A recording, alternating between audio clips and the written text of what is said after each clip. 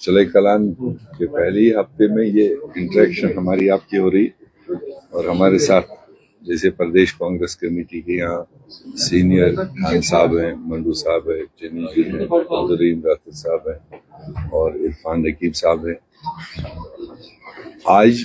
की ये press conference जो है ये एक नेशनल इश्यू को लेकर यहाँ पर एज पर एआईसीसी डायरेक्टिव ये पूरे देश में कांग्रेस पार्टी की तरफ से ये प्रेस कॉन्फ्रेंसेस का आयोजन हो रहा है। इससे पहले लगातार 22, 23 और आज तीसरा दिन है, तो देश के तमाम हेडक्वार्टर्स पर तो है ही, मगर बाकी जिला हेडक्वार्टर्स पर भी पिछले 3 दिन से लगातार प्रोटेस्ट्स हो रहे हैं, मार्चेस हो रहे हैं और मेमोरेंडम सबमिट किए जा रहे हैं जो राष्ट्रपति के लिए है थ्रू डिस्ट्रिक्ट मजिस्ट्रेट्स। और आप सब जानते हो कि लगातार कांग्रेस पार्टी ये सवाल उठा रही थी कि भारतीय जनता पार्टी का टारगेट है कि जो हमारा आईन है, जो हमारा कॉन्स्टिट्यूशन है, जो हमारे पूर्वजों ने हमें दिया है, और उस कॉन्स्टिट्यूशन को बदलने की उनकी नीयत भी है और उनका टारगेट भी है। आप अगर थोड़ा पीछे जाएंगे, अभी जनरल लोकसभा इलेक्शन हुए और तमाम देश ने सुना कि जब बीजेपी के लोगों ने खुलेआम कहा कि हमें 400 सीटें चाहिए क्योंकि हमें देश का आईन बदलना है, इस कॉन्स्टिट्यूशन को बदलना है, तो उसके लिए उन्होंने 400 सीटों का टारगेट लेकर चले थे।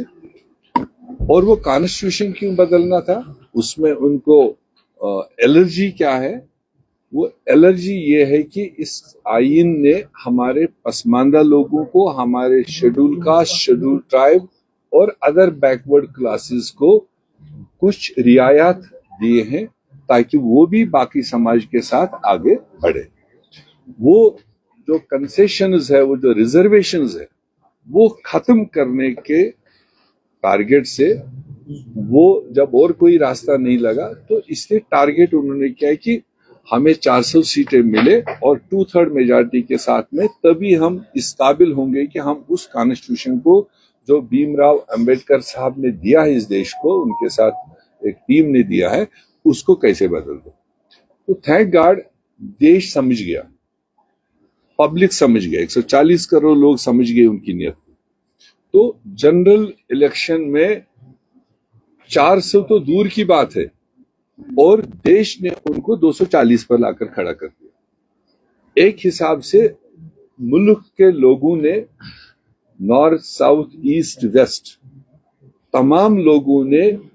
कॉन्स्टिट्यूशन के सपोर्ट में, कॉन्स्टिट्यूशन के हक में वोट दे करके जो कॉन्स्टिट्यूशन की मतलब खिलाफत करने वाले थे उनके अगेंस्ट वोट दिया, तो 240 पर लाकर खड़ा कर दिया।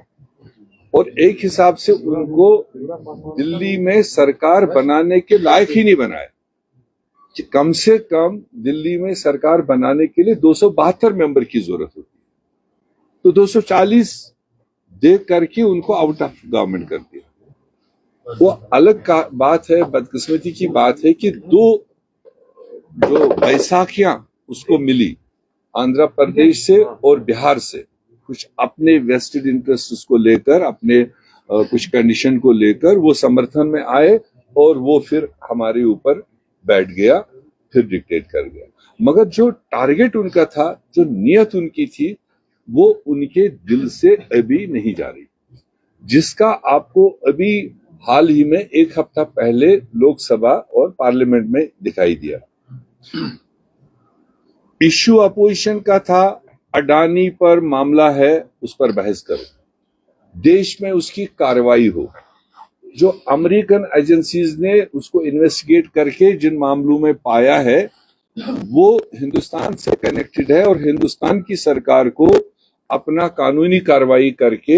इन्वेस्टिगेशन करनी चाहिए और कानून को अपने काम करना चाहिए। नहीं होने दिया, सुनने ही नहीं दिया, पूरी अपोजिशन को बाहर कर दिया। और इत्तेफाक से 2 दिन का पार्लियामेंट में बहस था 75th ईयर ऑफ कॉन्स्टिट्यूशन, 75 साल पूरे होने के उपलक्ष्य पर, उस मौके पर 2 दिन का स्पेशल सेशन था और उस पर तमाम पार्टियां अपनी राय कॉन्स्टिट्यूशन की इफादियत के बारे में सुना रहे थे। और ऑटोमेटिक सी बात है, जब कॉन्स्टिट्यूशन को लेकर आप बात करोगे, वो कोई भी मेंबर पार्लियामेंट हो, उसको शुरुआत तो होनी है बाबा राव अंबेडकर से, क्योंकि वो उसका निर्माता रहा है, उसको father of the constitution of India कहा जाता है। तो उस नाम के बगैर तो कॉन्स्टिट्यूशन को नाम लेना ही अधूरा है। तो जब ये सिलसिला चला, होम मिनिस्टर जब वापस अपनी बारी पर आया, तो आप सब ने विटनेस किया होगा, तो वो तो उसके अंदर की जो नियत थी वो बाहर आ गई। जो उनका जलन था कॉन्स्टिट्यूशन को लेकर, भीमराव अंबेडकर साहब को लेकर, वो उसको साफ जलका जब उसने चला चला के कहा कि जब तक आप, जितनी बार आप भीमराव अंबेडकर, भीमराव अंबेडकर, भीमराव अंबेडकर, भीमराव अंबेडकर, भीमराव अंबेडकर कह रहे हो, इतनी देर आप भगवान भगवान भगवान कहते तो आपको 7 जन्मों तक स्वर्ग मिलता। तो आखिरकार उसका अंदर का जो हिना था, जो नफरत थी, जो उसकी जलन थी, वो बाहर झलक गई। तो जब उसने as a home minister, father of the constitution, उनको डिसरेस्पेक्टफुली और उनको इस तरह से उन्होंने पेश किया,